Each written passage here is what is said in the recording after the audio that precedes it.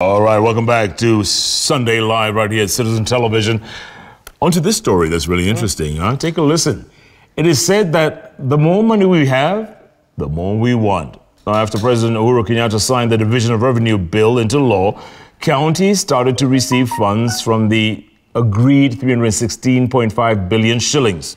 Well, all is clear at the Supreme Court, where a full hearing of the standoff between the Senate and the National Assembly is set. But where will more money for the counties come from? Increasing own source revenue is the most viable option. Well, tonight we focus on Bungoma and how Boda Boda riders are at the forefront of equitable domestic resource mobilization. Take a look.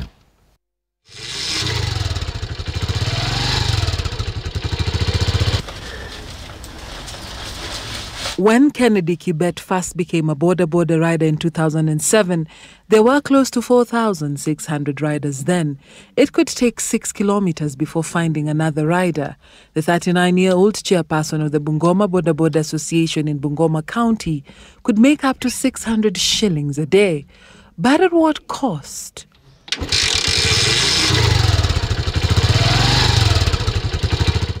Kuanzia mwaka wa 2007 maneno ya kulipa ushuru by then haikuwa county government, ilikuwa unaitwa county kanzo. Sasa tulikuwa tunalipa shilingi 20 kwa siku. Ukitoka hapa paka Bungoma walikuwa wanaitisha kama parking fee. Ukifika Bungoma unailipia shilingi 20. Sasa unakuwa huru kukimbia tauni yote. Kwa mwaka ilikuwa shilingi 7,200 boda boda moja.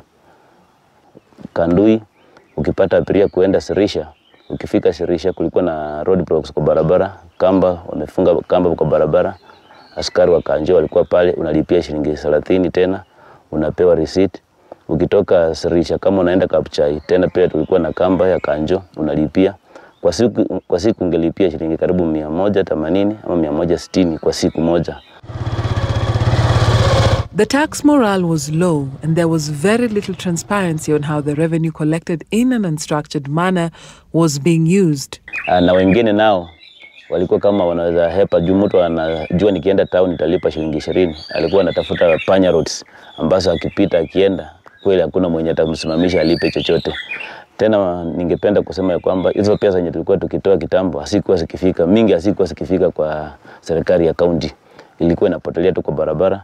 Kwa sababu hawa pia ni binadamu, na venye unajua binadamu na pesa kweli ni mchezo wa paka na panya. Bungoma became an increasing buy-board bike county. Kibet tells us the association has registered 21,600 motorbikes. The county government has licensed 16,000. The first county administration didn't make significant changes in structuring Boda Boda revenues. After 2017, with a new county government, with citizen participation and with civil society organizations, sustained and strategic tax advocacy, the county had to tap to own source revenue or domestic resource mobilization. This is simply the process by which countries, and in this case the county, will raise and spend their own money to provide public services for citizens. Walifika mahali wakasema hapana, lazima boda boda pia wachangie kitu kwa maendeleo ya Bungoma County. Ndiposa wakapitisha mswada, wakaleta mswada wa public participation. The constitution requires that counties are supposed to get 15% of the national government budget, but again that is not sufficient. So the county governments, including Bungoma, we are putting in measures to ensure that we enhance our revenue collections.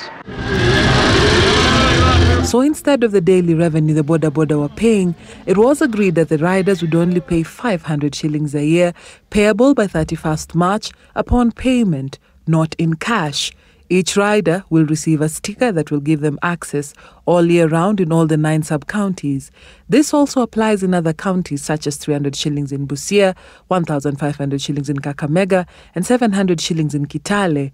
However, in Bungoma, defaulting attracts a penalty of 250 shillings past the 31st March pay date. Kama sisi viongozi ya kwamba shilingi 500 ni afueni kwa boda boda kulingana na mapato ya saizi. So nadhani tuliongea na tukaelewana na boda boda wangali wanakata sticker. Wakati huu tumefikisha 7.5 million. Inamaanisha sticker inafanya vizuri kushinda shilingi 20 kwa siku. When you involve citizens in shaping of tax policies, you experience a win-win situation because the citizens begin identifying with the reasons as to why they should pay taxes. When we compare with an unstructured way of payment of those taxes, our compliance level was between 15 to 20%. In this county, trade licenses, business permits, property taxes, PSV monthly stickers, and fire compliance fees are important revenue streams. Structuring is helping to achieve more revenue, and in a way that allows educated citizens to participate and also demand transparency, service delivery, and accountability. The county has built Boda Boda shades for the riders. For the year 2018-2019, we collected 650 million Kenya shillings. We are coming from a figure of 182 million in 2013-2014. Our target was 837 million. Kenya is signatory to the Addis Tax Initiative of 2015 with a commitment to increase DRM. The government has actually been trying to embrace the Addis Tax Initiative.